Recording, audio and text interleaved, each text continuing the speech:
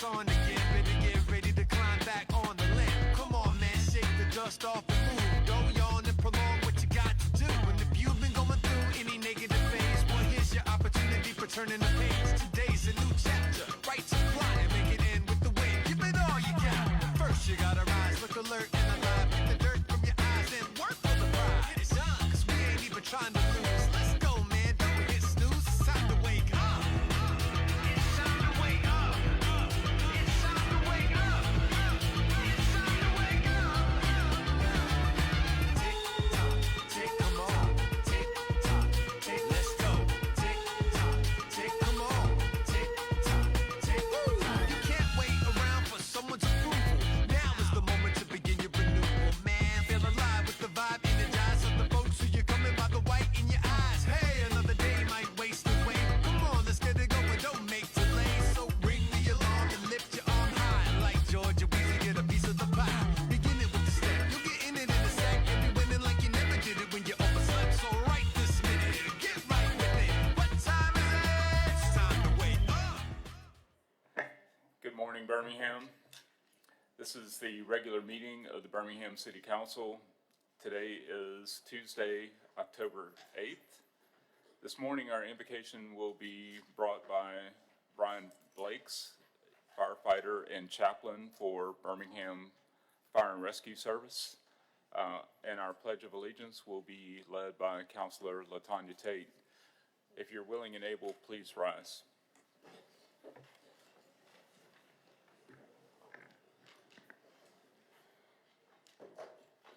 Let's pray. Father God, thank you for your grace, mercy, and faithfulness towards us. We invite you to this meeting this morning. We ask you that you give us your wisdom and understanding so that we can cooperate in this life the way you designed us to. We allow your will to be done in us and through us so that we as believers of Christ's finished work shine bright on this earth. Let your presence fill this room today. Father, I ask that every city official and citizen realize your gift of righteousness, which has been made available to them to be victorious in all that they do according to your word. We come against that spirit of division and resist him in Jesus' name.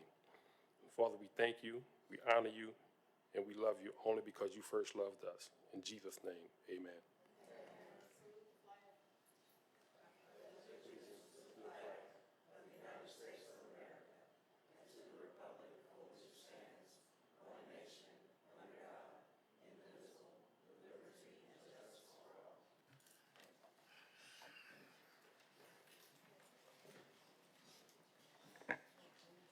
Good morning, Mr. Clerk. Could we please have a roll call? Councilmember Abbott. Councilmember Clark. Councilmember Moore. Councilmember Smitherman. Good morning. Good morning. Councilmember Tate. Councilmember Williams. Councilmember Woods. Council President Pro Tem Alexander. Good morning, President. Good morning. Council President O'Quinn. Present. Council, this morning, our minutes are not ready for the September 3rd, 2024 through October 1st, 2024 meetings. At this time, we'll have communications from Mayor Woodfin.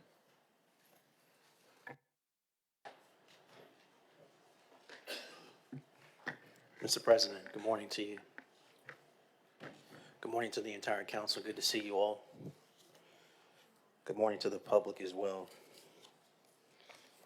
Mr. President, I have two notes. One is very short but important.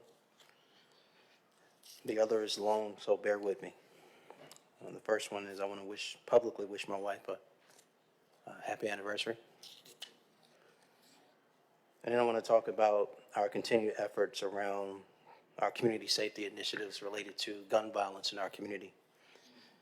Please recall back in 2019, I and then County Health Officer Dr. Mark Wilson identified gun violence as a public health crisis. A few of you all stood there with me in the West End as we made that public declaration. Two things have happened since then as it relates to this being looked at through the lens of a public health crisis. And both happened this year in 2024.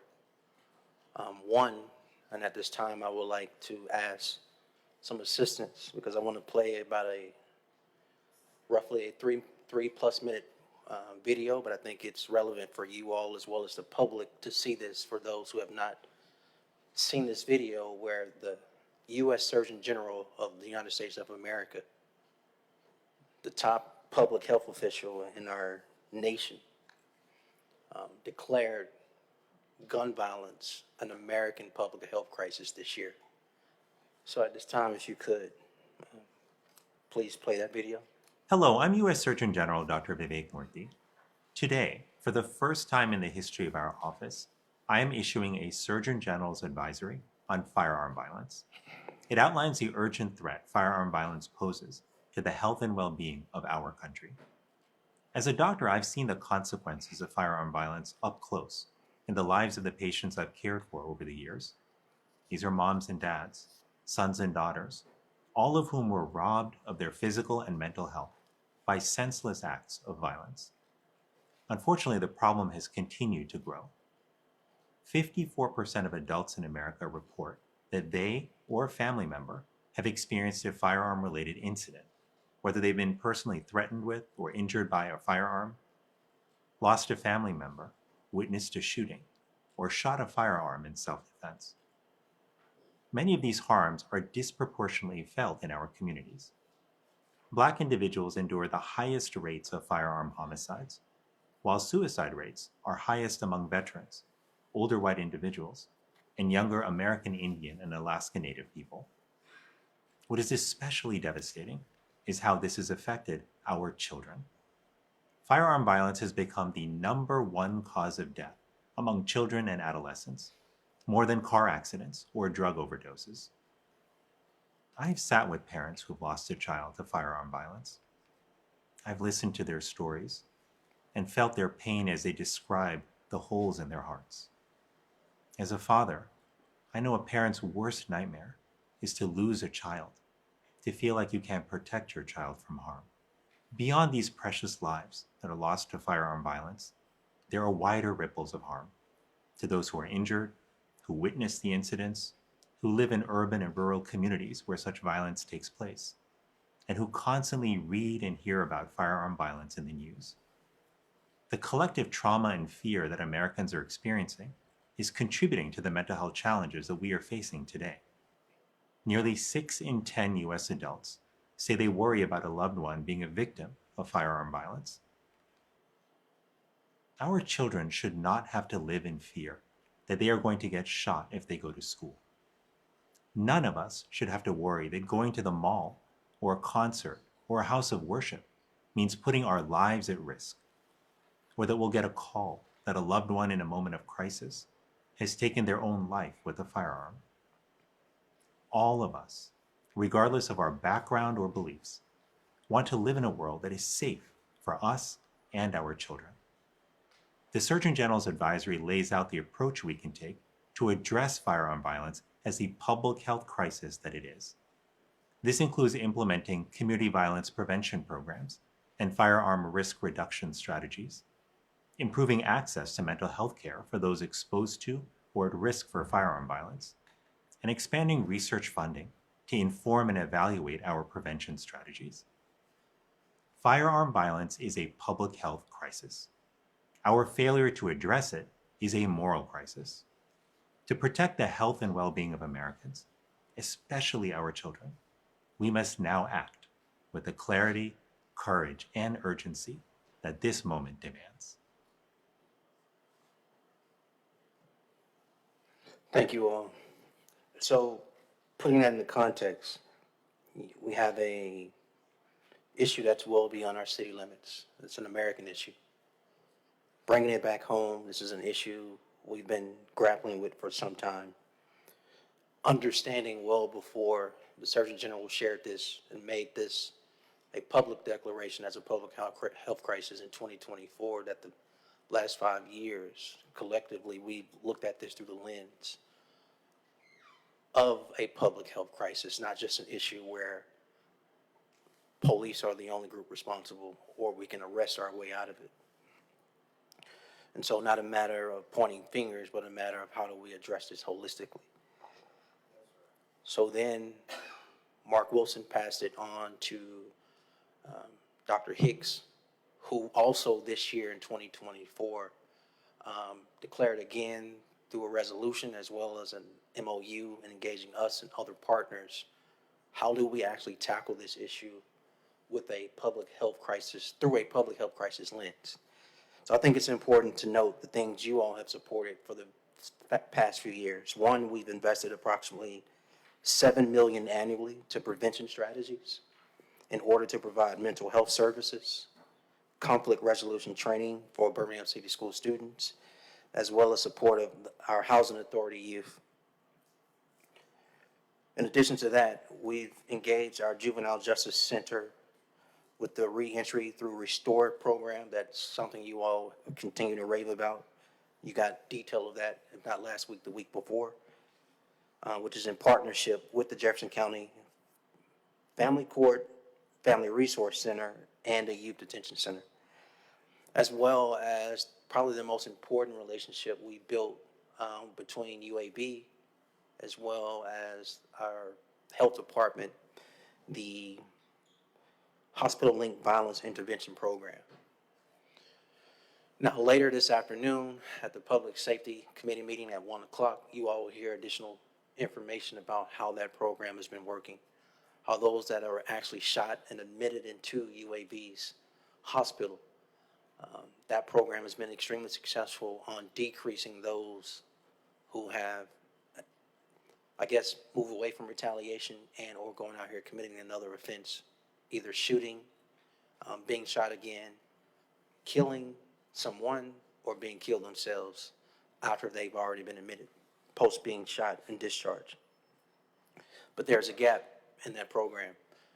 We're missing the people who actually enter the emergency room and are discharged from the emergency room, which is at a higher rate than those actually admitted for a gunshot wound. That being said, Madam Chairwoman, Mr. President, the entire council, and as well as for your two colleagues who are not here, as well as to the general public, what we want to do is amplify the work we've already built on related to our community safety initiatives and violence reduction programs. And so just to share a few, the Community Safety Initiative Immediate Response Action Plan, which is what we'll call this, Madam Chairwoman, the whole idea is to build on the performance of the programs I've just mentioned, as well as create new programs to supplement law enforcement efforts. As you say, we can't arrest our way out of this. There are 4 programs to be introduced today again at the Public Safety Committee meeting. One is called One Hood. That's One Hood, H-O-O-D. It's an organized effort that focuses on using former violent offenders to aid the movement of reducing violence and organizing advocacy while providing stipends to continue the work and movement. There's also the expansion of the Hospital-Linked Violence Intervention Partnership. This is the one I just talked about, but I want to give you some more detail. Again, this is in conjunction with the Jefferson County Health Department, UAB, and Offender Alumni Association. This goes directly to support, engage, and work in the UAB's emergency department room. How do we engage those victims who are more likely than the ones admitted to go out here and the first thought is retaliation? So this response currently only addresses violent victims in the trauma unit, again, those admitted. So the expansion would add 2 service providers to the emergency department to address gun violence victims as well as their families. Then there's the gun violence reduction strategy with the National Institute for Criminal Justice Reform. Now that's a lot of words, but the short is NICJR. This will provide technical assistance and training to focus interventions on the population at the highest risk of being involved in shootings over the next 12 months. Now we know in our community that is black men. Coming right behind them, that's young black boys. But to note, when we talk about best practices, modeling other cities that have seen a reduction in homicides in their cities, NICJR work is currently taking place and is taking place in Baltimore, DC, as well as Atlanta. And so we expect upon funding and approval for training to begin the first week, as well as teams can be deployed on the ground within 30 days of that work. Then there's one last one that's really important, one that in conversation, with, if not half of y'all, majority of you all, a Birmingham Street Team Alliance that will respond to fatal as well as non-fatal gun violence incidents. They'll be in the best position to conduct very high-risk case management, to be on the scene, if that makes any sense, with active resources. We often find that we got our first responders that engage in any form of gun violence. Our police officers that secure a scene before paramedics, firefighters can enter a scene. We also find that whether it is an officer in uniform, a detective, there's less likely engagement on coming forth with information, where probably 99% of the time, so there's 1% where you may not know the shooter, but 99% of the time over here, you literally know who shot you, but you won't share it with us being law enforcement, us being the police officer first on the scene, us being the detectives who wants to investigate the case and bring some form of actual justice for the felony assault via a gunshot. So imagine that when the victim doesn't survive, that increases. So having a street team on a team, people who can relate, fill in that gap right away, more ability to come forth with information, open up, be vulnerable enough so we can actually take shooters off our streets. This will be presented to you in detail this afternoon again at 1 p.m. at the Public Safety Committee meeting. But I wanted to present it to you at a high level. Uche Bean on our team is leading those efforts. She has a supporting cast. And so they'll present in detail. Again, this will only be at the Public Safety Committee meeting. We're waiting to see what position we'll be in to present Madam Chairwoman to Budget and Finance. That won't be today. And so today more be about the programmatic piece and detail of what these programs can do in alleviating and reducing gun violence within our city and communities and neighborhoods. In addition to that, though, it will include some detail and breakdown of funding. We'll engage funding sources at a later date. Mr. President, Council, and the public, that concludes the Mayor's report. Thank you. Thank you, Mayor. Mayor, sorry, Council Smithman. Mr. President.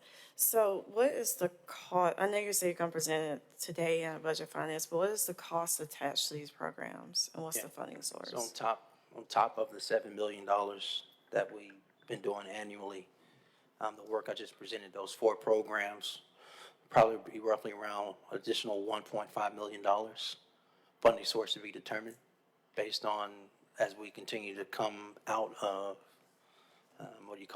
this network disruption, reconciling our accounts, being able to present to you an amended budget. Okay. Okay. Thank you. All right.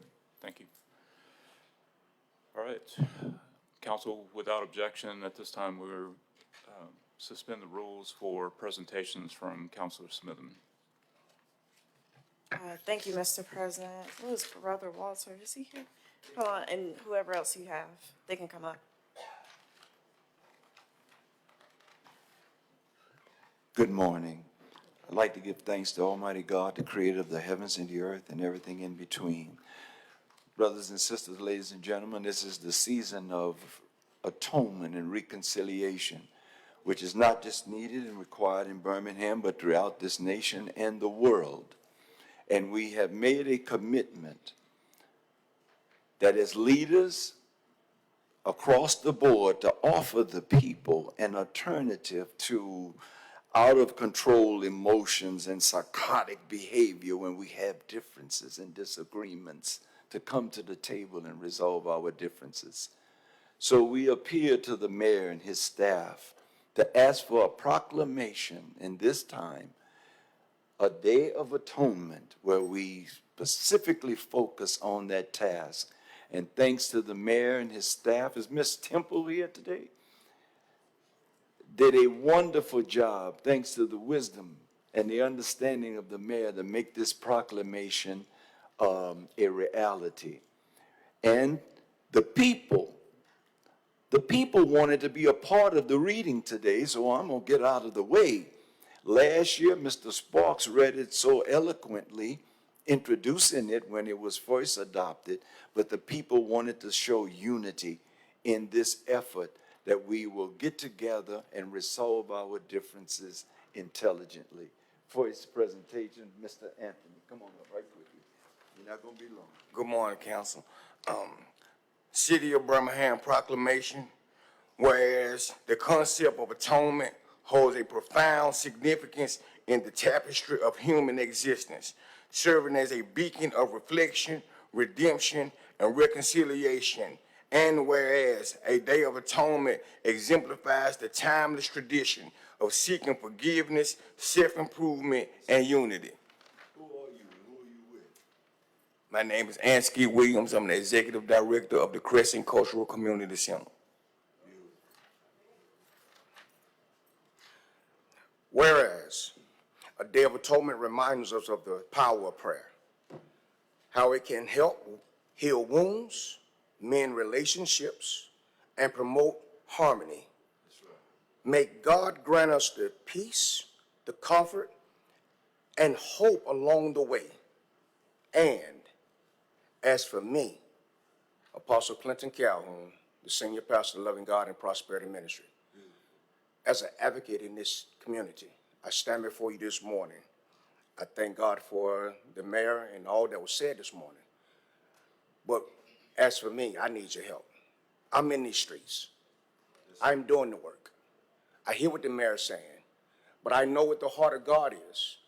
In the book of Malachi, God specifically tells us that there's a curse in our community.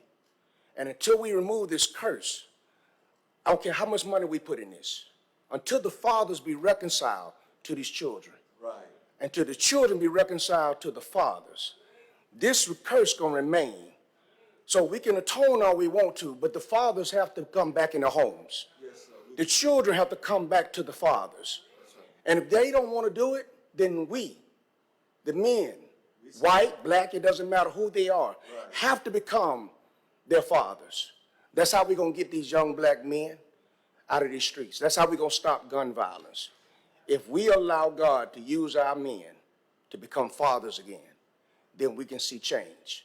And then we can use that $1 million to something else. God bless you. And for everybody that's reading, just because I was just the proclamation, I apologize, but we got council business.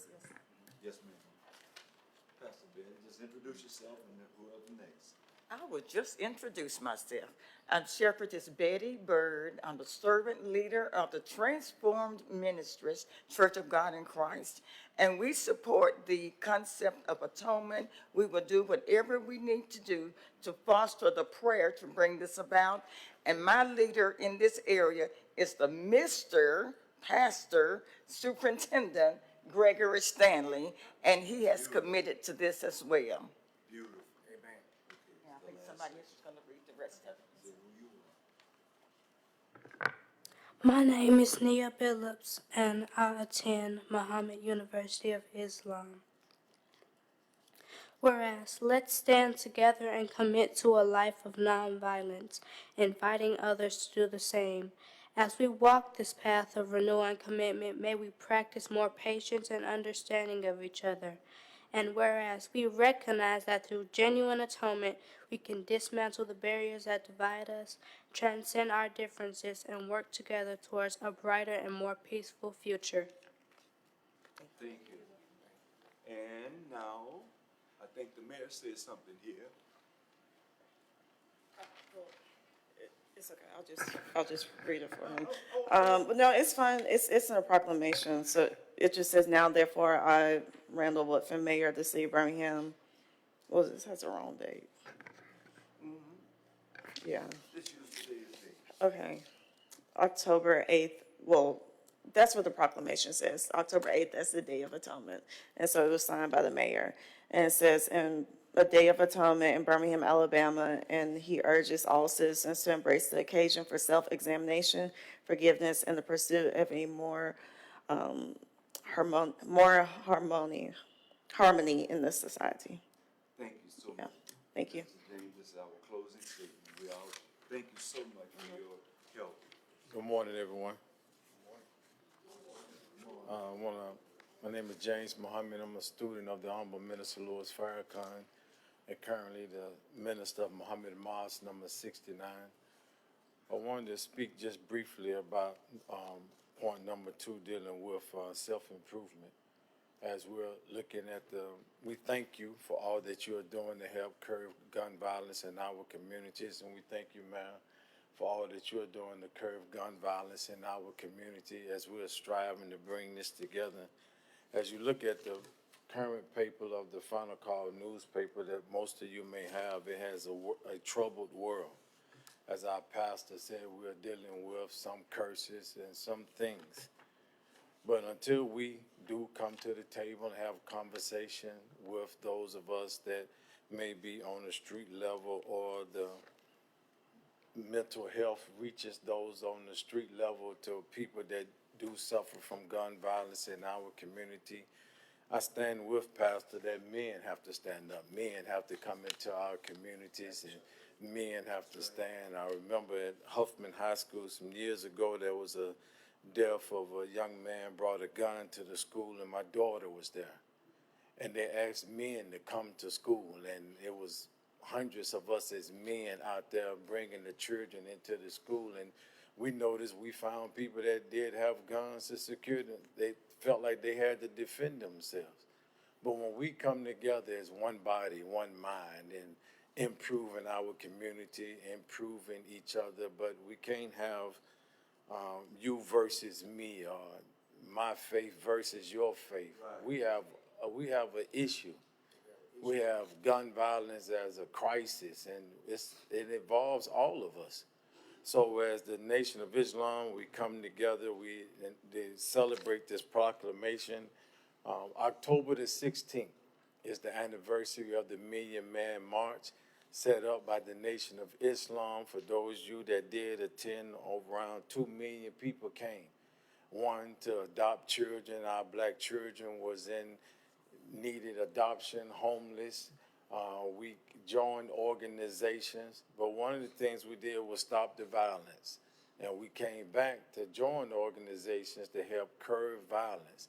That is something that we have a history of doing and have been successful at. So we come before you today thanking you for this proclamation. We pray that we're able to assist you here in the Nation of Islam to help bring peace to our communities. But it starts with self-improvement. We have to stop the gang banging. We have to stop me versus you, my faith versus your faith, or this God versus that God. We have guns or guns. They don't identify where they're going. They just killing people. And what we have to do is come together and say, man, we could do something about this. We can do it. We at Muhammad's Mosque number 69, we stand with our man. We stand with this proclamation. Right. We stand with you. Whatever we can do to assist, please give us a call. We are opening ourselves up to assist in the best manner. Thank you for this opportunity, and we thank our man for all that he's doing. We greatly appreciate you, and to all of you, thank you. Assalamu alaikum. Thank you, Ms. Smith. You say you need an updated one as well? Man, we done. You're done? Don't you need an updated one? Were you asking for a request for it? Or did Ms. Temple help you out? No, this is it. Okay, This is it. This stand forever. okay, gotcha. Thank you guys so much. I really appreciate that. I think your presentation was very timely behind the mayor's message about gun violence and what we're trying to do. So we thank you for all that you do in the community. Yes, sir. Next is the Ross Recovery Center, and they're just going to give a brief presentation on, are they here? Oh, there she is. So they give a brief presentation on different resources you can use, like if somebody overdoses, educating people about, you can come on up, just about, because I don't think we talk enough about the fentanyl epidemic we've been doing. I know we have the opioid epidemic we've been doing with the attorney's office, so she's going to give a brief presentation on some of the resources that she has. Hello, my name is Susan Terrell, and I work for Ross, Recovery Organization and Support Specialist. We're a nonprofit organization that is completely run by people that have a substance use disorder from 2 years to 30 years in recovery. I have 25 years in recovery. Thank you. And so we have a division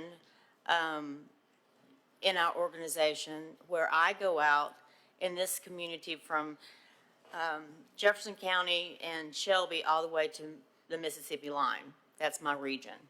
And so I've been working hard in the city of Birmingham and its outlying areas to get into the hands of people that need Narcan and fentanyl test strips. So what we're trying to do is a program that is harm reduction. There's a lot of people out there that are not going to get into recovery whatsoever. That's unfortunate. It hurts my heart to know this. But if they're not, then we give them Narcan. We express to them to not use alone and then test their drugs. Fentanyl is in everything, from marijuana to cocaine, ice, and any pills. There are people that use the fentanyl are pressing their own pills, and that's why so many deaths are happening in our communities. So I brought this to show you. This is our Narcan, and we give out these kits. It's not just to people that are using. We give it to family members. We give it to grandparents. We don't give it to children, but we give it to anyone that it has touched their lives, and people that do not want it. I try to explain that you never know when you're going to come across somebody that is using or have become overdosed, and that you can help. And the other thing that we give away is test fentanyl strips. And this is to test the drugs that these people may be using, or we give them to family members where they know someone is using, and so they can test their drugs just for fentanyl that's in there. Now, we give away these things. We have a grant through the Department of Public Health and the Department of Mental Health so that we can give away these things. We have a 2-year grant, and that we are going to get into as many people's hands these products. Along with the gun violence comes drugs, and we know that. And so we're going to do our best and get out there. I wanted y'all to know that I'm out there giving these things away. I've been to fun days. I've been to events. I've done presentations, and I really enjoy what I do. And so meeting people and talking to them and hearing their stories, and me being able to add my own story to them. So I just wanted to let y'all know that I'm here. May I give you some cards? If you see something that's going on in your communities that y'all serve, Miss Councilwoman Smitherman, sorry, will give you a card, and please call me. I am here. My phone's on 24/7, and so I've got a card right here. It's my number is 205-597-7771. It's really easy to remember. So please give me a call. I can get out to your communities. If you know someone in your community that would like for me to come out and talk or just have a table set up somewhere to be able to get these into the hands of anybody that will help us.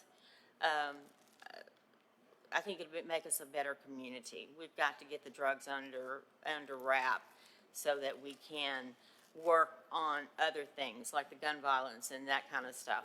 So, because the drugs they're unfortunately here to stay, but maybe we can keep down the deaths that it's causing. I hear so many stories. I thank y'all for allowing me to come and speak. This is the first time I've ever done this before. So, thank you. And thank you so much for asking me. Thank you. Thanks, y'all. Thank you, Mr. President and Council. That's the end. Yes. Just a note on the opioid crisis. I want to thank all the organizations that are working to address this issue across our community. We have recently gotten some data from the Office of the City Attorney, and if I recall correctly, in 2023, over 200 Jefferson County residents died of opioid overdoses. In this current year, I think the current number, the latest data we have is about 90. So, significant decrease. And I firmly believe that that's because of initiatives like this where, Narcan is available to you as an individual if you would like to have a kit. I know Jefferson County Department of Health makes those available. It is extremely easy to use. It's a nasal injection. 30 seconds of training is sufficient for you to use it. The one thing that I would encourage everyone to have a Narcan kit because, you don't know when you're going to encounter someone who's experienced an overdose. And I even think about that, you think folks, even people in your family. Right. But, this is not something, having an addiction is not something people typically share with, people in their immediate surrounding. And oftentimes, folks, don't know that they're getting something that's laced with fentanyl. So in any case, I think it's a good idea to have a fentanyl kit on hand.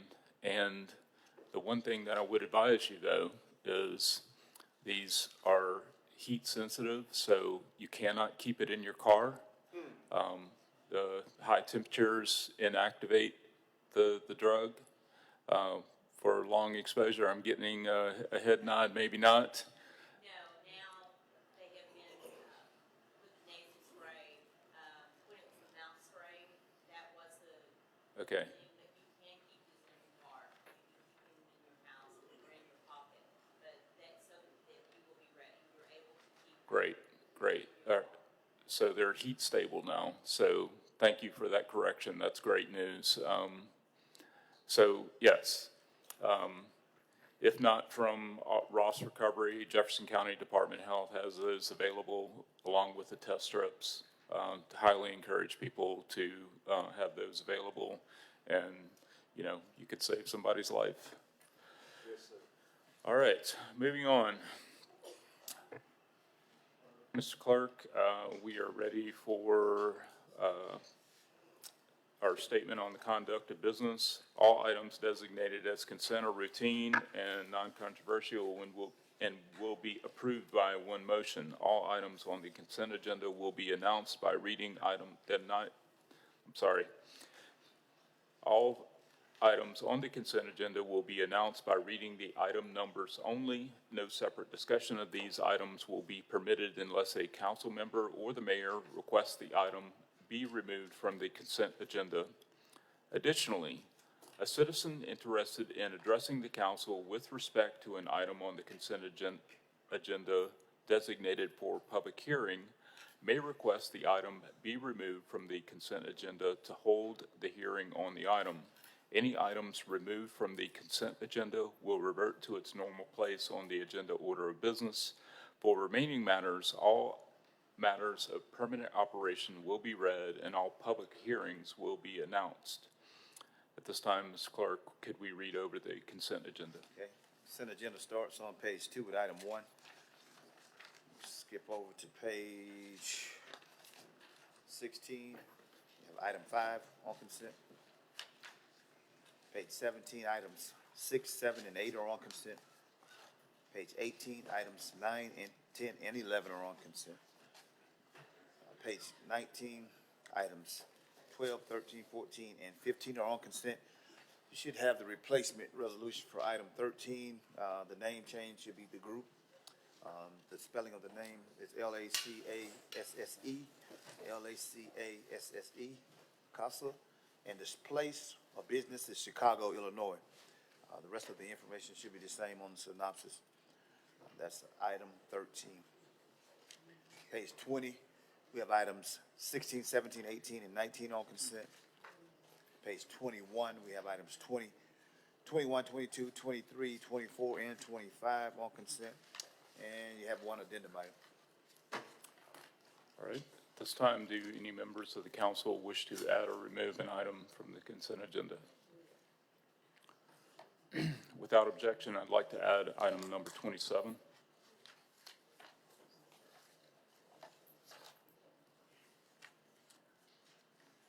Any additional items? All right, seeing none. We have one public hearing item, that's item number 1. Do any members of the public wish to remove item number 1 from this consent agenda? Seeing none, Ms. Clark, we're ready for the vote on the consent agenda. Or we need a motion. Hold the item. Second. Okay, all in favor, let it be known by saying aye. Aye. All opposed? All right, the consent agenda is approved. That brings us to item number 2, please. All right, item 2. Item 2. One second here. An ordinance authorizing the acquisition, construction, and payment of capital improvements to the Birmingham Crossplex on behalf of the Public Athletic, Culture, and Entertainment Facilities Board of the City of Birmingham, Alabama, and authorizing the mayor to execute, 1, a funding agreement among the City of Birmingham, the PACE Board, and PNC Bank National Association, under which the city will pay principal of an interest of revenue bond to be issued by the PACE Board to PNC Bank in principal amount which will not exceed $15 million to pay the cost of capital improvements to the Crossplex site necessary to develop a family fun center. 2, a project lease agreement between the city and PACE Board, under which the city will lease a portion of the Crossplex site to the PACE Board as the site of the Family Fun Center project. And 3, an indenture to be executed and delivered by the PACE Board to PNC Bank in connection with the issuance of the revenue bond to provide funding for the Family Fun Center project. This is the second reading. Item came back up. Motion on the item, please. So moved. Second. Item is before you. All right, is there discussion on this item?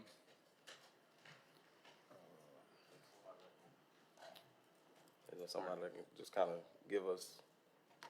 Yes, sir. Again, good morning, Mr. President. Good morning to the entire council. I think what we want to do this morning is give a review of the timeline of what happened since we've been talking about the Family Fun Center the last quarter of 2022. Please recall, I just want to start here, please recall that there was a bulk of things we approved from surplus funds out of our general reserve probably back in January, not probably, but actually in January of 2023. A part of that conversation in January of 2023 was to include from that funding $15 million to support the build of a family fun center. And so what I wanted to do was just give a high level of the why. I then wanted Cornell Wesley to kind of tell you what's happened since January of 23, literally going on almost 2 years now, this conversation related to the Family Fun Center. and then Chaz to come in behind us and tell you kind of the next steps, if that's okay with you all. So just at a high level, I think what we have discussed citywide in attending neighborhood meetings and talking to families is, the short version, I've shared this with you before, is that our families who have children, our excited grandparents who have grandchildren, they feel, and we agree, that they should not have to leave the city limits to take their children to places of fun, whether it's a skating rink, a jump park, bowling, you name it. We feel our families deserve to have those same amenities, quality of life, fun activities within our city limits, bar none. And that is a conversation we've been having for years. And so the conversation became, all right, if we can't get an actual private developer to build, let's build it ourselves for our families. That's literally how we got here. In getting here, we wanted to do it right. We wanted to have a process. And so there's been a process, again, since you all have approved this initial funding from January of 2023 to now presented before you of October of 2024. I want Cornell Wesley's to come in and give some more detail, the summary of the project of the Family Fun Center, and then we'll just go from there. Good morning. Good morning. Once again, my name is Cornell Wesley. I proudly serve as the Director for the Department of Innovation and Economic Opportunity. And so, as you recall, counselors, well over a year ago, we began this endeavor. And since that time, the Riddle Property Group, who we engaged in pre-construction phase as well, conducted dozens of community listening sessions and actively involved the community in the design as well as the amenities that will be before you, to the tune of the following: a skating rink, a bouncy house, pickleball exterior courts, an esports gaming facility, community rooms, common areas with billiard and table games, as well as sensory rooms at each corner of the design, as well as settling on those specific amenities. The design became consummated and was presented before the Design and Review Committee approximately around 60 days ago, of which it was approved through the Design and Review Committee. So again, over about a year worth of work in pre-construction to kind of overcome some of the challenges that we may have encountered in past construction, which is why a ton of work was done on the front end. And we are eagerly ready to now, with your support and approval, begin the construction phase of this project. Notably that we are anticipating about an 18-month construction phase. You have some details on an aerial view or which specific parcels will be built upon. If you need the exact parcel ID, we'll be happy to get that to you at a later time. Any additional questions before Mr. Chief Mitchell comes up? Councilor Clark? Thank you. This is very exciting, not just for District 8, but for all of the city, because I think, it'll be a huge draw for families all over Birmingham. And I want to commend you for the work you all have done on the pre-development phase and the community engagement. Wanted to just follow up on the parcel note you just made, because that's one of the things I felt was missing from the lease package. The description, the exact boundary of the lot we've created to convey to Pace under the lease. So is that something that's available somewhere that we could We'll be happy to share the entire package that went before design review with the body, which will include all of the parcel IDs in it. So you've created separate lots, like the one that's going to go to Pace under the lease versus the rest of the land, because we own land outside of the part that's being developed right now. Just picking up on the word create, I think the lots already existed, if that makes sense. Oh, so it's already been subdivided? Yes. There's a plat that subdivides. Okay, so I think we do need that in the Absolutely. lease package before we approve it, so we're clear on, it's sort of like, remember the BRT, how the land that got conveyed was more than we intended? We While want we're here, we'll just have somebody go print it up, but it already exists. Okay, great. That's my only question right now. Thank you. Counselor Tate. Yes, Director Wesley, could you just go over I got the skating rink, EA Sports Gaming Room, pickleball courts, jump park, and what else is bowling alley and? Yes, ma'am. So Okay.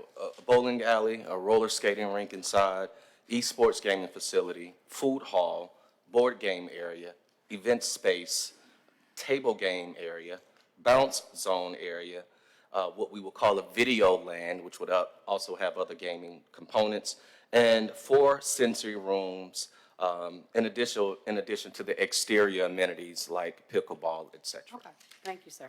Yes, ma'am. Counselor Clark. Well, I don't know. Chaz gave me some information on the operator, so will we wait to engage the operator after it's constructed, or will they have a role during the construction? During construction. And look, this came up, I know, at Budget and Finance. That piece is critical to the success of what we're doing here. It includes multiple things. One of the things I know you all of us are equally not concerned about, but want to make sure we get it right, is the public safety aspect, the management, the securing the ingress, egress, as well as how will people enter, just overall safety plan. That is on the continuum as we continue to roll out and build, but that information is shared. It has to be shared with us, and it has to be shared with you before completion of before construction is complete.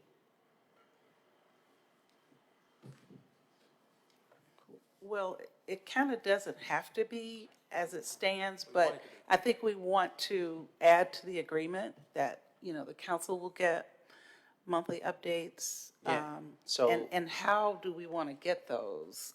Do we want them to come to a particular committee or? Mr. President, if I could insert what your colleague is saying. One, presented before you, is for a vote, and so if somebody wants to verbally add as amendment or that we include monthly reports, please do. We want to overshare information. As it relates to the venue of what that information is shared, you call it. We'll gladly submit something monthly. If you want us to also come in quarterly, we can do that over 18 months.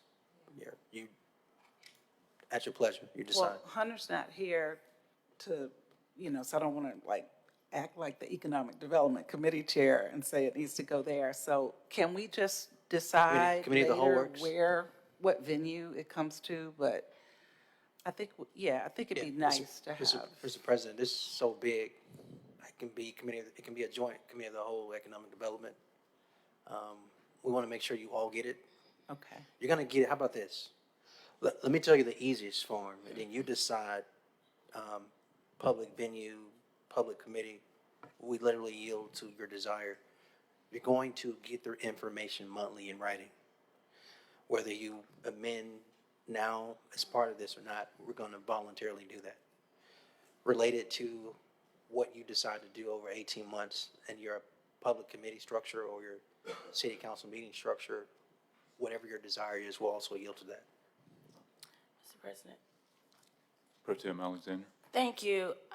I understand the desire and the absolute need that we stay informed of what this process is. So I want to suggest for efficiency and transparency that we allow them to provide us with written monthly updates, similar to what we get now with our capital projects, and that we have a more public meeting through Committee of the Whole, because often we have our individual committee meetings that Economic Development may decide to cancel that meeting, or we're all not able to attend that particular meeting. So maybe that pathway would be through Committee of the Whole, as far as some type of verbal upfront, in-person meeting. Thank you. I think it's a great suggestion. So I think Councilor Abbott?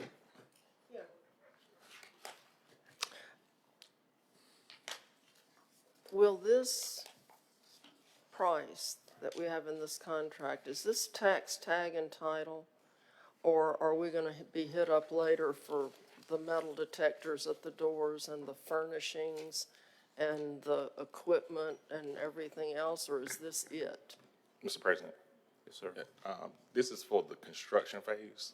I know once we select a venue manager, that would be something that there'll probably be a cost to the venue manager and not to the city, unless they ask us, but I would highly doubt it.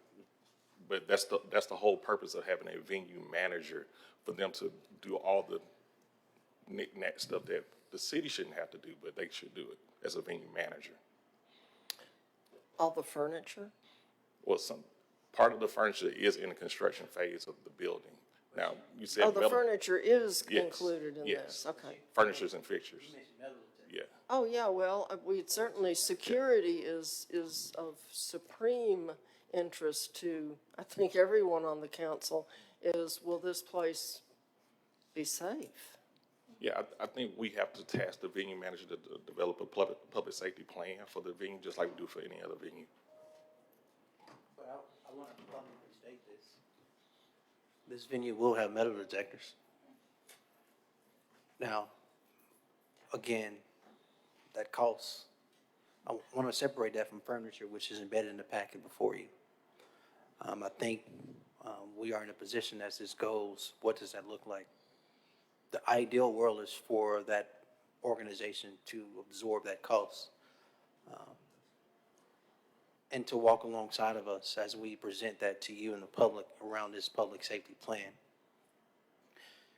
If there's an issue with costs and they do come back to us, I think we have to come back to this council, but hopefully that does not happen. Hopefully. Yes. You mark this meeting. Okay, thank you. Councilor Moore? Yeah, thank you, Mr. President. At this time, has a venue manager been decided on, or? Yes, we've identified Venue Works, which is why we are already engaged with them, hopefully in this construction phase early on, so that they can walk with us as we identify a general contractor for the bill. So that was a recommendation we took from this body to engage them as soon as possible, and we've been fortunate enough to identify one. Gotcha. Now, I will say, you know, as a kid driving past this property, you know, and seeing Fair Park and, you know. Keep going, sir. Yeah. Seeing the racetrack and all that stuff, it was something that, you know, really got me excited. And so it's good to know that something is going there that will probably bring excitement to a lot of young kids in our city. So. Of note, before you again recall what this council approved and supported related to the upgrades at Rickwood Field. We did this same process with the PACE board. We believe this provides an efficient way, a way to manage costs as well as meet our timeline/deadline of making sure we can do this in 18 months. There are no overruns, et cetera. So the balance between the PACE board, our office, the company he shared with you, as well as this body, the process will not only be overly transparent in sharing information, but you'll see you'll be able to track in real time how this project moves versus a lot of our projects in the past. Chaz, anything in addition you want to add to that? Chaz Mitchell is here if you have any finance questions. Yes. I did want to, you answered a lot of my questions already, and I appreciate that. I just wanted to understand why we think this structure is advantageous, because we're doing a private placement warrant. I see Hayward. I used to do private placement warrants with him a long time. That's literally why he's here. Yeah, but I'm just wondering, what's the advantage of this structure? So I'm gonna have Chaz answer that, but frame it similar. Because we allocated the funding, right? I'm gonna have Chaz. Yeah. I'm gonna, so out of that same pot of money, the surplus, if you recall, in January of 2023, it was also in support of Rick Woodfield. So it's one is an existing venue that we own, that we wanted to have an efficient process. This is vertical construction, but the same mindset, if you would. But Chaz can explain in detail if I'm missing something. Yeah. Okay, so we good? All right. Well, somebody up here said She said speed. yes. And I, That's one of the key factors for going this route. And I get how. yeah, and it how doesn't you affect our can't- bond rating, our bond capacity by using a special entity like the PACE board for this type of project. Yeah, But yeah, speed. yeah. So do we have, I know, is the firm that we hired to do our pre-development work, are they done? They've delivered the 100% construction documents and they're out? No, they are, for pre-construction phase, yes, but now we're moving into, hopefully, construction phase in which we will retain them, as a construction manager to provide another layer of oversight Okay. with capital projects in You conjunction will, with capital you will projects. need that. Yes, ma'am. Okay, but now so we have 100% construction documents at this stage that that the PACE board can, well, we through the PACE board can put out for bid. That is correct. Okay.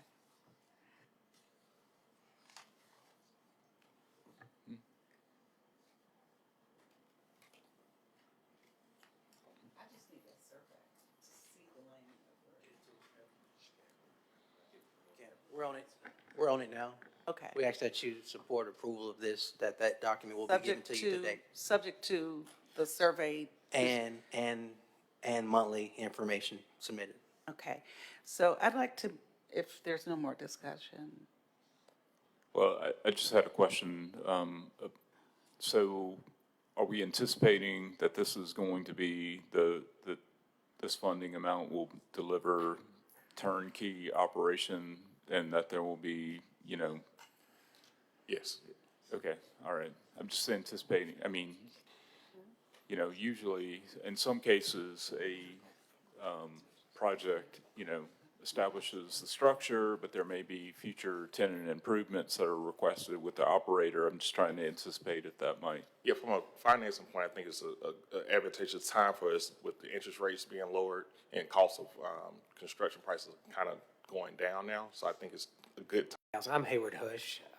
We were hired to do the work for the city legally, and I am special counsel to the PACE board because they're the borrower in this from PNC Bank, as Councilmember Clark said, a private placement.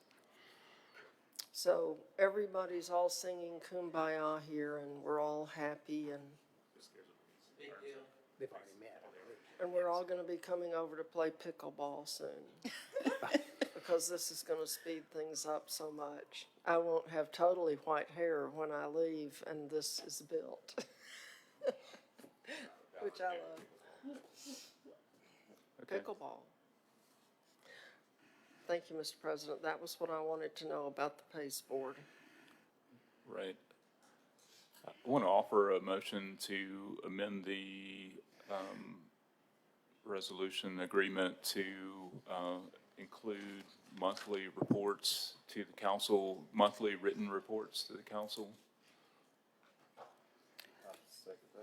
All right.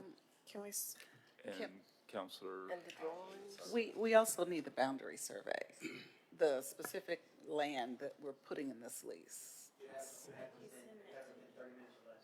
okay, Okay. all right, that's coming to us today. Okay, but I thought it was going to be approved subject to, or just, okay. Okay, well, let's go with your motion. I'm sorry. Second. Yep, I second it. seconded. Okay. Councilor Smitherman, did you? I just want to add what Madam Pro Tem has said, that let it be written and given at committee of the whole as well. Right, monthly written reports, and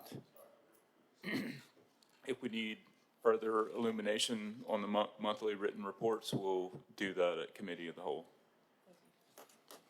All right, we're ready for the vote. Okay, this, actually, a vote on the amendment. All in favor, let it be known by saying aye. Aye. Okay, now let's vote on the, item as amended. Vote on the whole item. Second. All in favor, let it be known by saying aye. Aye. All opposed? All right, that item passes. Mr. President, council, can't let y'all just zoom by that. This is a big deal. So I want to publicly thank you for supporting this project since day one. But today is a huge step in what happens next and our ability to get it to the pace board and then from there go vertical construction on something that we feel is a game changer for quality of life and amenities our families deserve. So publicly, I just want to show you love and express my appreciation for you. It's a big deal. Thank you so much. Thank you, Mr. President, and we'll receive copies of the revised document. Mr. Okay, good, because I don't want to save this incorrect one in my file. All right. Mr. Clark, we're ready for item number 3. All right.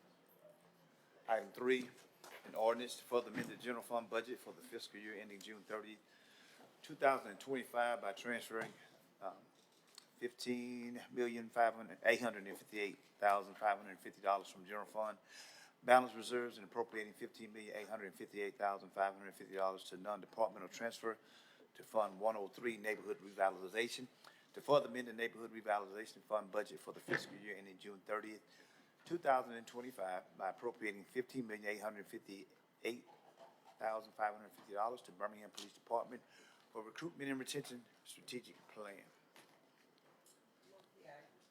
Second. And this was also recommended by Cal, Committee of the Whole. All right, any discussion on this item?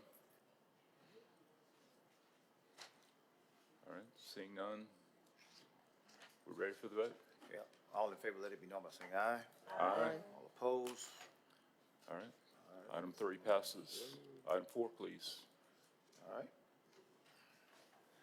Item 4, an ordinance approving and authorizing the mayor to execute a contract for sale of real estate between the city of Birmingham and the Jones Group LLC, under which the city will sell approximately 11 acres of land located in the Daniel Payne Industrial Park to Jones Group for a purchase price of $40,000 per acre, for an estimated total purchase price of $440,000, and authorizing the mayor to execute a deed and such other documents and instruments as are required to finalize the sale of the property upon the terms of the contract. This is an item of permanent operation. I need UC to pass it today. I move for unanimous consent. Second. Councilmember Abbott. Aye.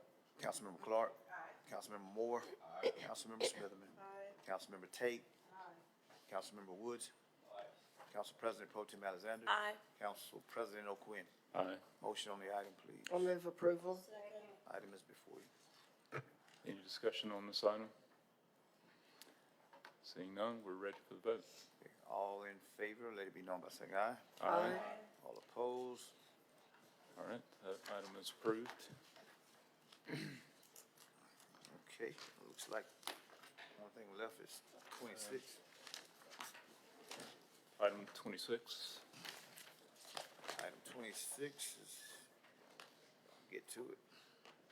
A resolution setting a public hearing November the 12th, 2024 to consider the adoption of ordinance to amend the zoning district map of the city of Birmingham, case number ZAC 2024-8, to change zone district boundaries from R3 Single Family District to QD4 Qualified Medium Density Residential District, filed by Peggy Walters, the owner, and Alicia Waters, the applicant, for property located at 1000 Avenue W, situated in the section 32, quarter section 2, township 17, range 3, West Birmingham, Alabama 35214. Motion, please.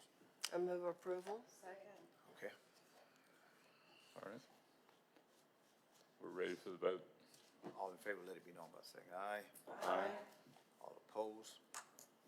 All right, that item is approved. So that brings us to new and old business. Councilor Clark. Thank you, Mr. President. Well, the second annual Blues at the Ballpark was a resounding success.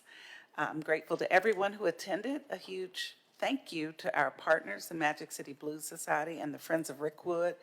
They helped us bring the juke joint to Rising West Princeton for a foot stomping, finger snapping, rump shaking good time. And my colleague here and his baby were out there enjoying the sunshine and the good music. So that I'm glad that's done.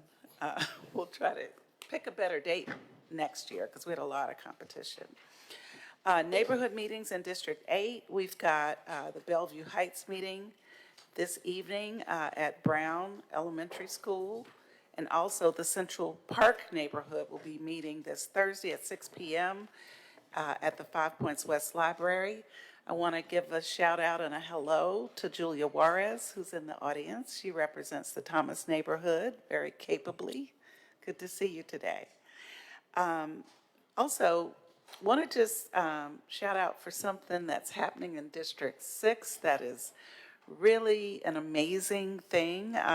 Joe Mentor is here, is on view. He's got if you've ever gone on a dead end behind the Heritage Town Center, he has this really huge African village of artworks that I've been begging Chaz not to send the code enforcement out on. But anyway, he's got a beautiful show at the Mark Still that's on view for a little while longer.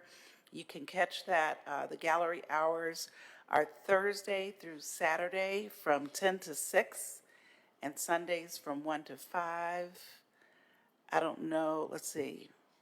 It's through October 20th, so you still got a little while to see it. They just had the opening this past Friday. And it's really nice to see it in space, so it's not all cluttered together. Some really wonderful work that's very thought-provoking. The Birmingham Museum of Art is also having a panel discussion on Afrofuturism, which is art, technology, and innovation, this Thursday at 6 p.m., inspired by the exhibition Hayward Oubre, Structural Integrity. The panel discussion explores the intersection of Afrofuturism, art, and technology. I'm just going to let you go to the website and read the rest, because it's a lot here. If you're looking for a fun way to get active, the weather's cooling off a little bit, you can join us every Thursday. We meet up at 8 a.m. at the Starbucks Crossplex to take a walk around the trail.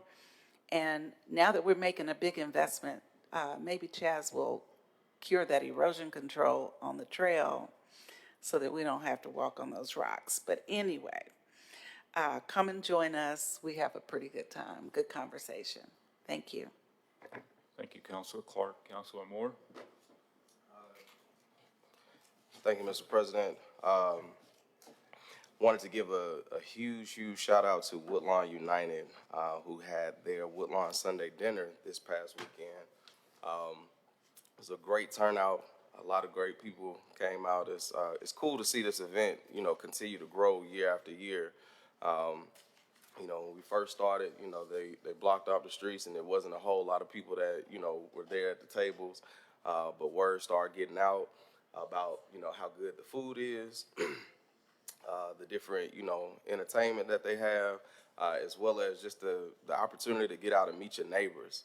And it really has turned into a beautiful community event. And so just wanted to, shout Mashonda Taylor, the executive director over there at Woodlawn United, and her team for the work that they're doing and a job well done on this past weekend. As Councilor Clark said, I did get a chance to go to the blues event. Muddy Waters' grandson was out there playing. Was a nephew? Okay, cool. Yeah, his nephew was out there playing. It was cool, man. So yeah, kudos to you. We got a couple of neighborhood association meetings that are meeting up tonight. Kilo Springs will be at 6 p.m. at Smith Middle School. North Eastlake will also meet at 6 p.m. at the Southern Museum of Flight. Penfield Park will also have their meeting tonight at 6 p.m. at the Brownsville Heights Community Center. The Community Development Committee will meet in council chambers on October the 15th, Tuesday, October the 15th at 2 p.m. And the Birmingham Parks and Recreation Board will meet at 9 a.m. It's still, it's going to be on Wednesday at 9 a.m. We're still trying to determine whether or not that's going to be at Legion Field or if that's going to be at Norwood Rec Center. And so I'll be able to let everybody know. I think I shared last week that, the Birmingham Park and Rec Board, we're really trying to do a better job at making sure more residents and more community members can have an opportunity to make those meetings. And so I want to move the meeting around a little bit from Legion Field to some of the different areas in our districts that people have, questions and concerns. And so just wanted to put that out there. Also, it is with deep sympathy and a heavy heart that, we inform everyone of the passing of Bethel's very own Reverend James Washington, brother of Miss Beatrice Guyton. He will have visitations that will take place on Wednesday, October the 9th from 3 p.m. to 6 p.m. at Dante Jelks Funeral Home on 1st Avenue North in Woodlawn. And the funeral service will take place on Thursday, October the 10th at 12 p.m. at Bethel Baptist Church in Collegeville. And so please keep the Washington and Guyton family lifted up in your thoughts and prayers for that. And then two other things. We have the Public Park and Recreation Board of the City of Birmingham. It is a 3-member board created to acquire, enlarge, improve, expand, own, lease, operate, and dispose of properties to the end that such corporation may be able to promote public interest and participation in sports, athletics, and recreational activities, and to provide or improve public parks. The qualifications to serve on this board, you must be a resident of the City of Birmingham, you must be a registered voter, you must be over 21 years of age, a taxpayer, and real property owner. The length of this term is 6 years. The application period is from October 1st through October 8th at 12 p.m., so that's today. How to apply, please visit www.birminghamal.gov /boards-and-agencies. Select the Public Park and Recreation Board of the City of Birmingham option, select apply, and follow the steps.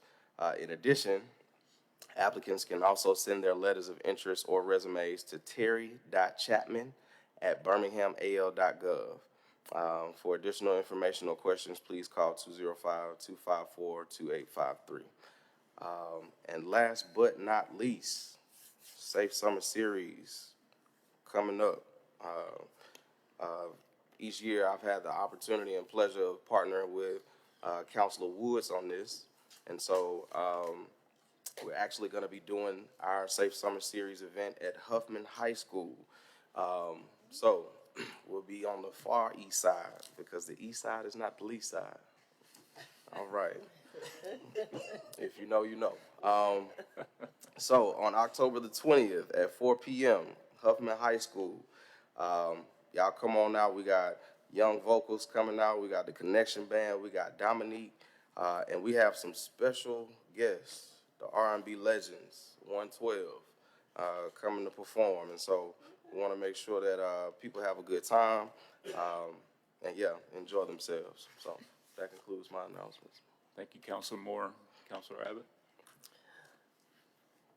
Thank you, Mr. President.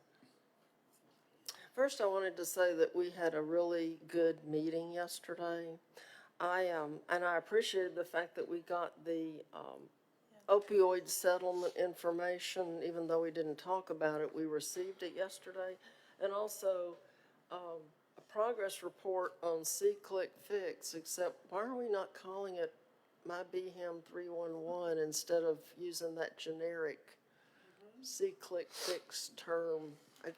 I just like our branding better than their branding, but that's a personal thing.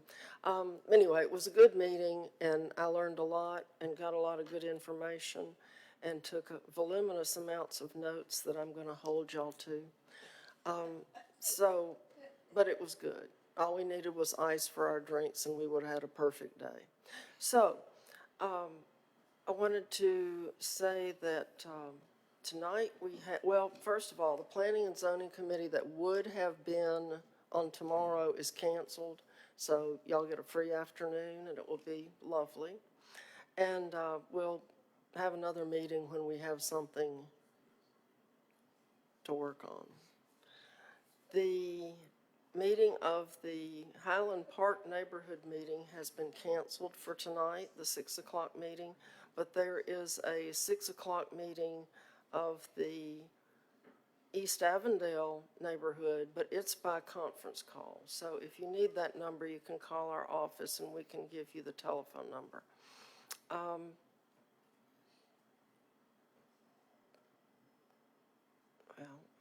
I've lost my spot.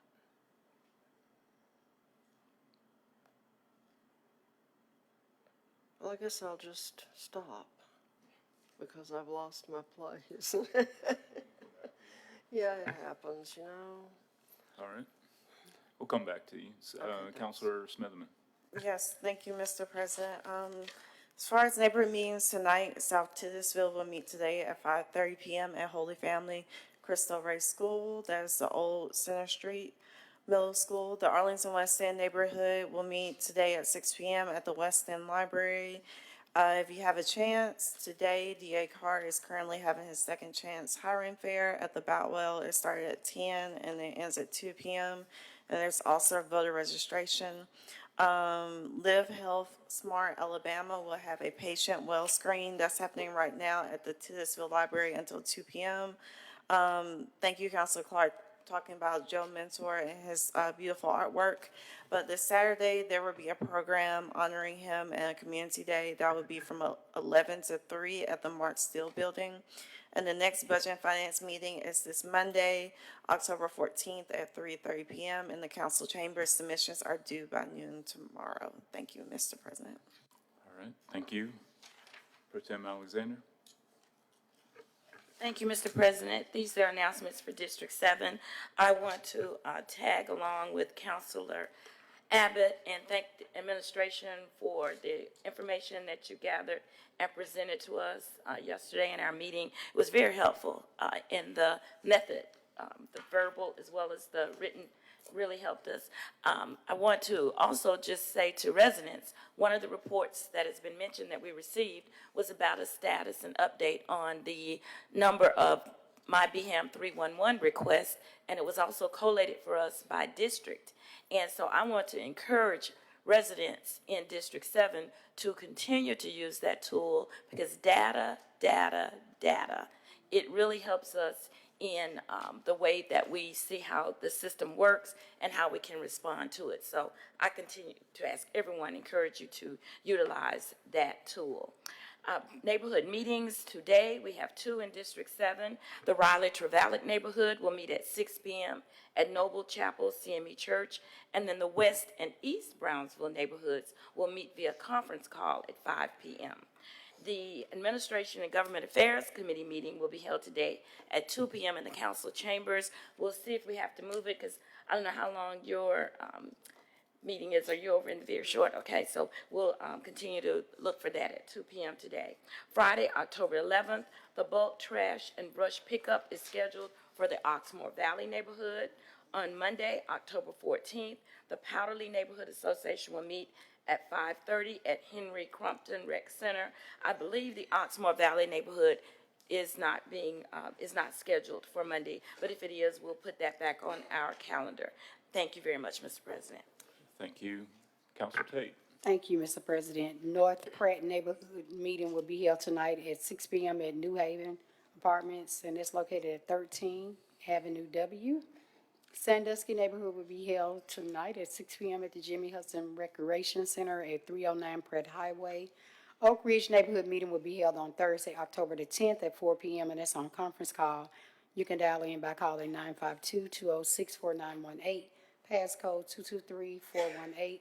Hooper City neighborhood will be held on Thursday, October the 10th at 6 p.m. at the Hooper City Recreation Center. 3901 4th Street West, North Birmingham Neighborhood Meeting will be held on Monday, October the 14th at 6 p.m. at the North Birmingham Library located at 2501 31st Avenue North. The next public safety meeting will be held on today, and following on today will be held on Tuesday, October the 22nd at 1 p.m. Please submit all your agenda items by email Wednesday, October the 16th, no later than 12 noon to Stanley@birminghamal.gov and Patrice.collins@birminghamal.gov. If you're not busy on Friday, come out to the 205 in Park at the Boutwell. It's a replication of 106 in Park. So we doing like a live rendition of what we calling it 205 in Park. So the kids will be the hosts, leading the discussion. You know, they have their questions queued up for the guests, and so come and enjoy with over 300 students from Carver and JO getting a chance to just do their thing and be kids. So thank you. I just want to echo what President Pro Tem Alexander said and Ms. Zabit, thanking the administration for a great day on yesterday and giving us all the valid information that we need to continue to be great and lead our communities and advocate for those that we serve. Thank you, Mr. President. All right, thank you, Counselor Abbott. Yeah, I did come back up with it again. The My BHAM 311 report that we received, it shows that we only have 5,972 users. And I thought we should have more. We have over 200,000 residents in Birmingham, many of whom call our offices to complain about things, and they could be using the My BHAM 311 app and calling 311, which is actually more useful than calling our offices, because then that just adds another step. So, but the iPhone users are beating out the Android users, I mean gangbusters. So those of you who use Android phones need to get with the program, because they keep really good statistics, and the people who have iPhones report things way more often than the people who have Android phones. I don't know what that tells us.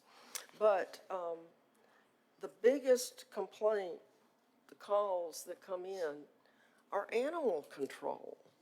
And that surprised me, that animal control is the biggest complaint, and then, of course, trash and brush. My personal favorite, the mattress pickup for my neighborhood. You know, we're the mattress kings, queens, and princes and princesses. But the statistics that we got are really interesting, and I appreciate getting such a good breakdown. But I do want to encourage our residents to use it. Don't call our offices, not because we don't want to talk to you, but because the people who actually fix things are connected to the 311 system, and we are not. We can't tell anybody to do anything. So go to the people who can help you, which is the 311 call center. And of course, I am in love with the app because I can send photographs. Now the only thing that needs to happen is that the items don't get closed out before anyone does anything about them, which seems to happen fairly often. And that would mean that next week I'm going to have to ask the mayor at the council meeting to do something about the ones that keep getting closed out, which will be an embarrassment. So what we need to do is not close these things out until someone has addressed the issues. And if they can't address the issues, they should call the person who reported it and explain why they can't do anything. Because I'm the one who's turning things in and getting them canceled out. And I do not appreciate that. And I know that other residents, because I'm a resident too, other residents don't appreciate having their items, you know, they put on there that they're closed, but they're closed without action. We need action. So I just want to bring that up. I don't know if the rest of y'all report a lot of stuff yourself, but when I go back to look and see why the heck nothing's been done, I'll find them closed out. Who's in charge of closing them out? They shouldn't be allowed to close them out without action. So that's my rant for the day, and I hope everyone has a lovely afternoon. Thank you, Councilor Abbott. For District 5, I just want to let you guys know that last week I was absent, of course, from the council meeting, and that was because I joined Mayor Woodfin and probably 2 or 3 dozen other city leaders on a BBA leadership exchange trip to the Raleigh-Durham area of North Carolina. Had nothing to do with Hurricane Helene and the damage that happened there. And on that note, you know, our thoughts and prayers are with the families that suffered impact from that event. Just truly tragic what happened in the western part of the state and Tennessee as well. And we're also thinking about the folks in Tampa, you know, in the face of Hurricane Milton. But back to the leadership exchange trip, this was a economic development trip, something that the BBA is reinstating after a 15-year hiatus. This was a tradition that annually they would bring, you know, city leaders from the metro area to learn from partner cities across the country. So again, after a 15-year hiatus, they've started that up again, and we went to the Research Triangle Park area of North Carolina. And if there's a one-word takeaway from what we learned there, it's collaboration. We got to talk to mayors of several municipalities there and a lot of different entities that have a hand in economic development for their region. And everyone, you know, regardless of their geography or politics, really was singing the same song and, you know, realized that a win, an economic development win for anyone in the region was a win for them all. And that's something that, you know, we took away from the trip, and I think everyone who was there in attendance is committed to encouraging here locally. You know, the Birmingham metropolitan statistical area is a 7-county region. There's dozens and dozens of municipalities throughout that area. You know, a lot of us work in one city and live in another city.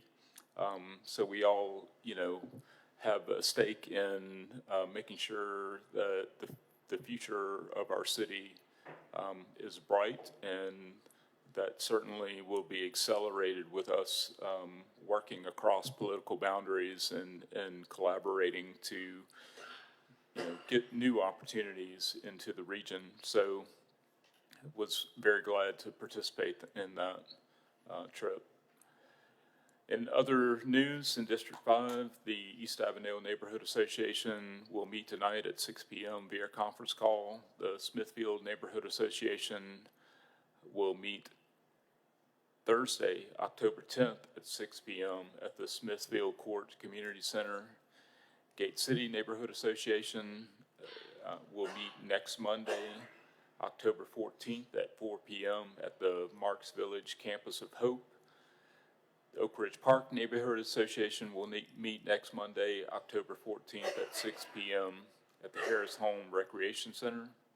The Transportation Committee meeting will be October 14th at 2 p.m. here in the council chambers. If you have items to submit to the Transportation Committee agenda, please contact Kimberly Phillips at kimberly.phillips@birminghamal.gov. Also, if you have a small business in the city of Birmingham, this is really important, I want you to hear this. The City of Birmingham Community Development Department has reopened their facade improvement program. There is funding available through the City of Birmingham Community Development Department for facade improvements. The facade improvement program is designed for businesses to apply for assistance to improve the appearance of their building. For more information, please visit www.cobcd.com/facade, FACADE. Also, just want to remind folks that every weekend on Saturday, there's 2 farmers markets available for you to patronize. There's one in Eastlake, Saturday 8 a.m. to noon, and one at Pepper Place, 7 a.m. to noon. And that concludes my announcements. Mr. Clerk, I believe we have one person that signed up as a public speaker. Yeah, Ricky Green. Ricky Green. I think he has left. All right. Want to thank our officers on duty this morning. Oh, Mr. Green, all right. You'll have 3 minutes. Please remember to state your name and address, and your time will be displayed on the monitors behind us. Name and address. Ricky Green, 107 74th Street North, Birmingham, Alabama, 35205.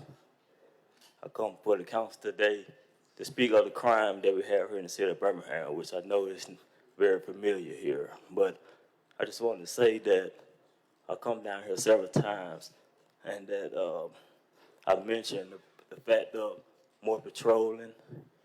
And as I was here last time, Councilman O'Quinn, we had talked about the response times of the officers, how long it takes for them to get to a scene. And I know that, you know, it won't solve or stop crimes from happening because no one knows when disaster is going to strike. But I knew the young lady that was killed in the mass shooting on the south side, Miss Holman. I knew her mother, father, and I also knew her baby father that got killed 2 years ago. And that homicide is still not solved, and we still don't have any clues of what's going on with that. But the thing is that I just want to say that as far as the police department goes, we need to, I say this all the time, every time I come down here, but we need to patrol. We need more patrol. I do outreach. I mean, I'll be out in the communities when we be out serving every day. It be hours go by. You know, you don't see a cop pass by. And I know that we're short on officers, stuff like that. But we can't continue to, you know, use that as a crutch to justify the reason why the crime is out of control. But we have enough officers in place to have things under control if we patrol.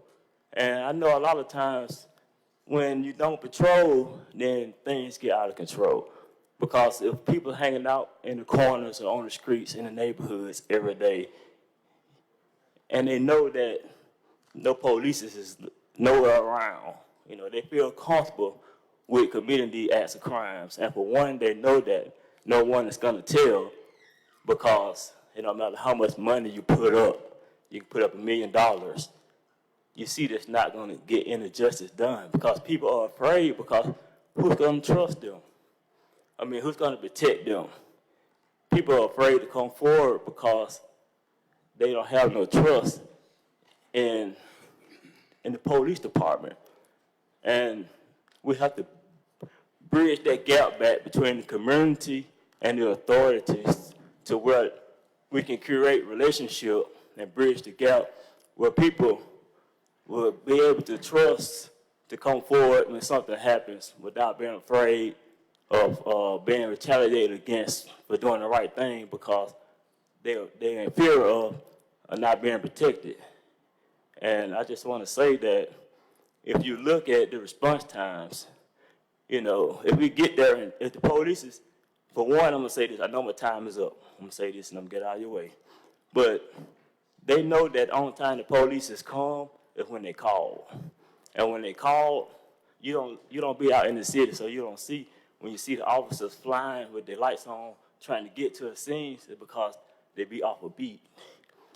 And if everyone just do their job and patrol and the sergeant make sure that the officers is on beat and not off beat, maybe when these things occur, we can get there within a time to at least catch these perpetrators once they commit these heinous acts.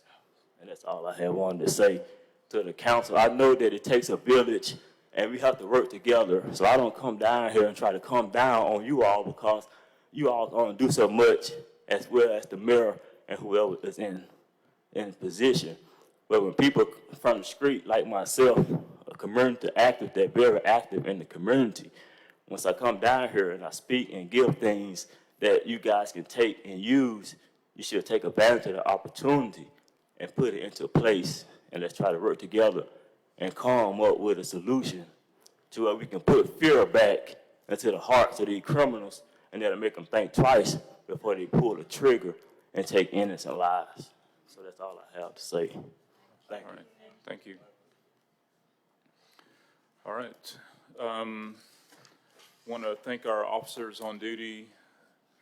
As always, we have Officer Pinkard, who's based here in City Hall with us. Thank you for being with us. And we also have Officer Martinez from East Precinct with us, though. Thank you for being here. And with that, all right, all in favor say aye. Aye. Aye. Meeting adjourned. Thank you. Birmingham, Alabama tonight. I came all the way from Georgia to party. Gotta give it up for City Councilor Darrell O'Quinn. Make some noise for him. Make some noise for City Councilwoman LaTanya Tate. Woo! This could not happen without a bunch of city workers helping us. So thank you, thank you, thank you to our first responders, our police and our fire, our paramedics, our public works folks, Birmingham Park and Rec. Thank you, thank you, thank you for helping make this happen. How many of y'all enjoying yourself? Make some noise and let the devil know we standing on business and standing up for Birmingham.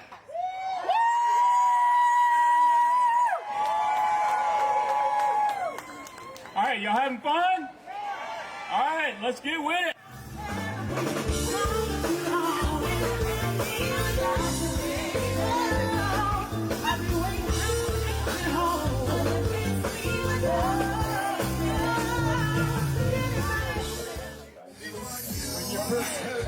Your pocket, you knew you were blessed with the best of your party. When you first go a brand new beat, you ain't gonna wrong, mother's don't deserve the best, nothing less than. I hate I had to lose my best. Oh yeah. Ooh, oh. Everybody say party, say party like back in the day. Friday, baby, and I'm gonna party and I get my groove on. I came to party on a Friday, baby, and I'm gonna party till the break of dawn. I did my work. Help out your ankles. Right. But it's when the Rottweilers and the pit bulls and the big dogs that have big teeth.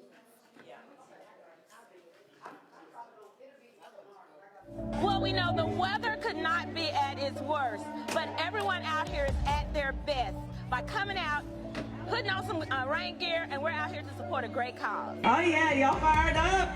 Yes.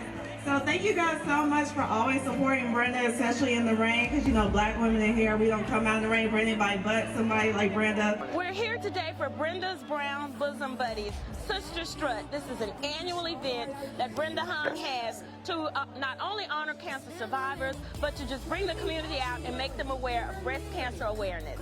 And if you have not tapped into Brenda Brown Bosom Buddies, please, by all means, contact Miss Brenda Hong and become a part of this great movement and expanding the resources where she can continue to do the work that she is doing to educate and get resources to marginalized communities about breast cancer, about cancer period, and the awareness around cancer.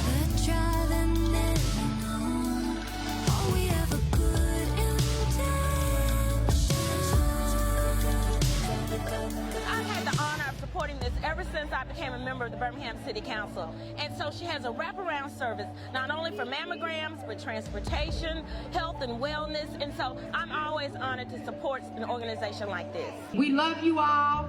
Rain could not stop us from coming out here supporting Miss Brenda this morning. Thank you. When you look at me, I see the history. This is everything. Oh, we have a good intention. Thank you, Brenda, for all you're doing for black women and bringing awareness. And I want you to know that myself and the rest of my colleagues, we support everything that you do. And I just want to say I'm very grateful again for the opportunity to support Brenda's Brown Bosom Buddies. Go, Brenda.